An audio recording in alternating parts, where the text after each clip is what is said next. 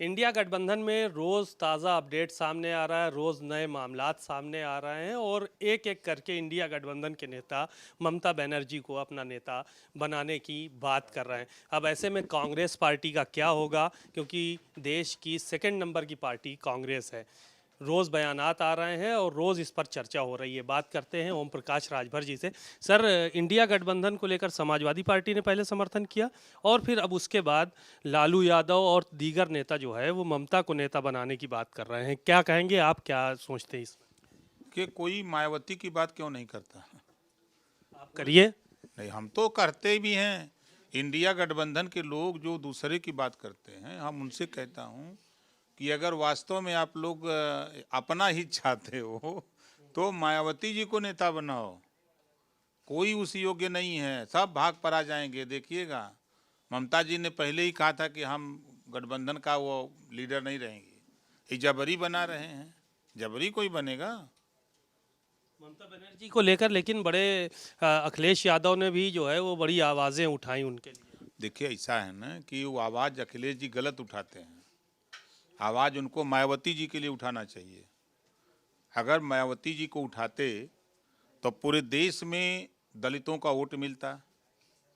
लेकिन वोट लेने के लिए दलित का वोट तो अखिलेश को चाहिए, कांग्रेसों को चाहिए, ममता को भी चाहिए, सभी दल को चाहिए।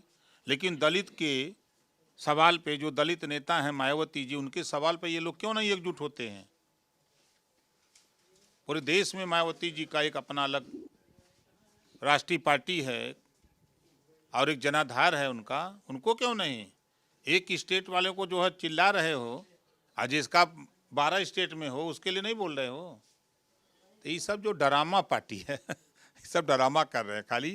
देखिए, जो समाजवादी पार्टी हो, चाहे कांग्रेस हो, चाहे बसपा हो, या जो भी हो, इनके बयान अगर आप देखेंगे तो एक दूसरे पर कभी सपा कहती है कि कांग्रेस बीजेपी का समर्थन करती है, तो कांग्रेस कहती है कि सपा बीजेपी का समर्थन करती है। तो सपा कहती है बसपा भी टीम है बस बीजेपी की, तो बसपा कहती है सपा भी टीम है।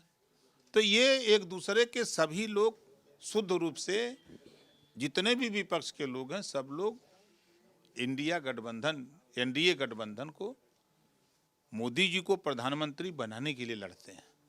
अच्छा, हराने के लिए नहीं लड़ रहे, बनाने के लिए। बनाने के लिए।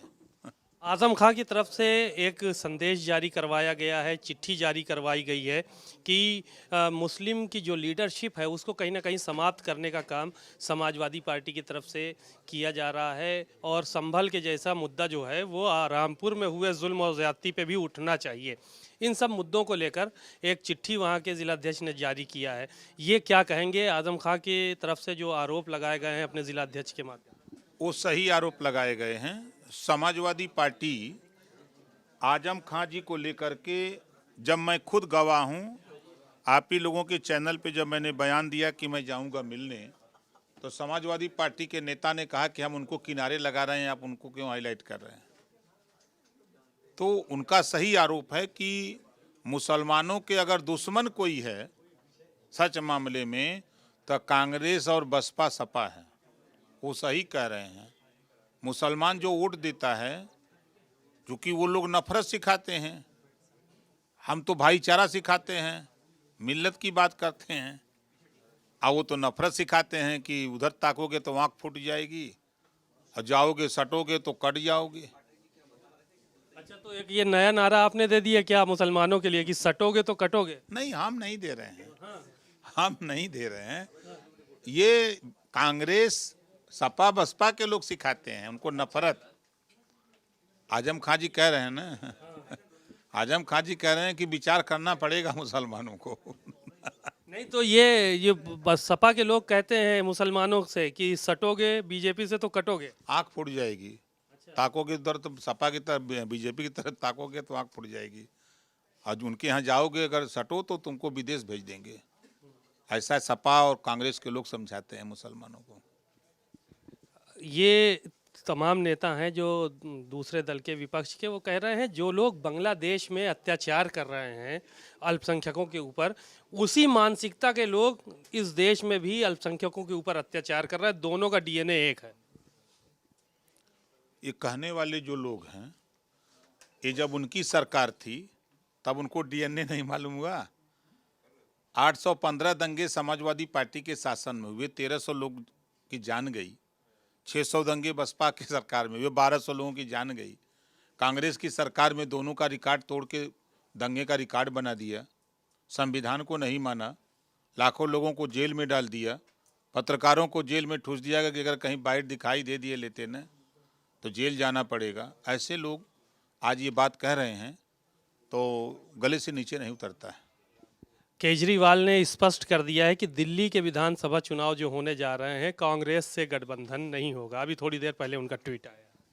वो तो राम गोपाल भी कह रहे हैं कि कांग्रेस के पास है क्या कि गठबंधन करें। अभी राम गोपाल का भी बयान आया तो केजरीवाल भी कह रहे हैं, सही कह रहे हैं।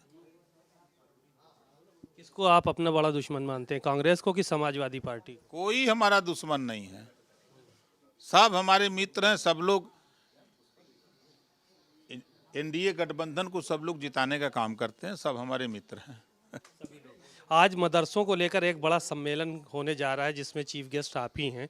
क्या कुछ वहाँ पे होने जा रहा है? क्योंकि मदरसों को लेकर तो आपकी सरकार पर बड़े आरोप लगते हैं कि मदरसों को बंद कराने का काम कर रहे हैं। इस तरह की चीज़ें बहुत बार निकल के आ चुकी। एक भी मदरसा हम लोग बंद नहीं कराते हैं। अगर मदरसे में नकली नोट छपेगी तो वो मदरसा बंद होगा। अगर किसी मदरसे में विदेशी आतंकवादी अगर निवास करेगा, उसको शरण मिलेगी तो वो मदरसा बंद होगा। जांच के दायरे में अगर वो सही पाया जाता तो बंद होगा। जो मान्यता प्राप्त मदरसे हैं उन पर कोई आंच नहीं है और सरकार कटिबद्ध है। जो सुप्रीम कोर्ट का फैसला आया है उस फैसले पर लोगों से विचार मांगा जा रहा है कि आप अपने अपने सुझाव दीजिए, उसमें क्या कैसे बेहतर किया जा सकता है। इस उद्देश्य से बैठकों का दौर, अभी तो ये शुरुआत है, बड़ी बैठकें होंगी, बड़े सुझाव। हमारी कोशिश है कि लोग अपने अपने सुझाव दें, क्या बेहतर किया जा सकता है मदरसों के लिए, बच्चों की अच्छी शिक्षा के लिए, रोजगार के लिए, नौकरी के लिए क्या बेहतर किया जा सकता है, उनसे सुझाव मांगा जा रहा है। 16 तारीख को सदन शुरू हो रहा है, चापा चापी होगी क्या? अब प्रदेश की जनता खुश है, विपक्ष नाखुश है। विपक्ष सत्ता के लिए परेशान है, हम लोग तो सत्ता में हैं। क्या रहेंगे सर? बजट पास करने जा रहे हैं।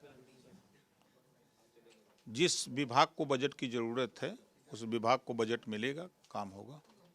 जौनपुर की घटना हुई है, एक जान वहाँ पे चली गई बेंगलोर में, और एक वीडियो जारी हुआ जिसमें फैमिली कोर्ट के ऊपर भी आरोप लगाया गया कि वहाँ पर भ्रष्टाचार और सिस्टम की वजह से उसने जो है वो जान दे दी। सोशल मीडिया पे बहुत ज़्यादा वायरल है।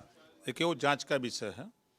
उसका आरोप अगर सही है तो जो दोषी होगा उसके खिलाफ कार्रवाई होगी, लेकिन वो जांच का विषय है, जांच के बाद। शुक्रिया। ओम प्रकाश राजभर जी थे, तमाम बातें उन्होंने कहीं और साफ तौर पर जौनपुर की घटना को लेकर भी उन्होंने कहा कि ये जांच का विषय है और कहीं ना कहीं जांच के बाद स्पष्ट होगा। कैमरामैन शुभम के साथ सीमा नकवी, भारत समाचार, लखनऊ।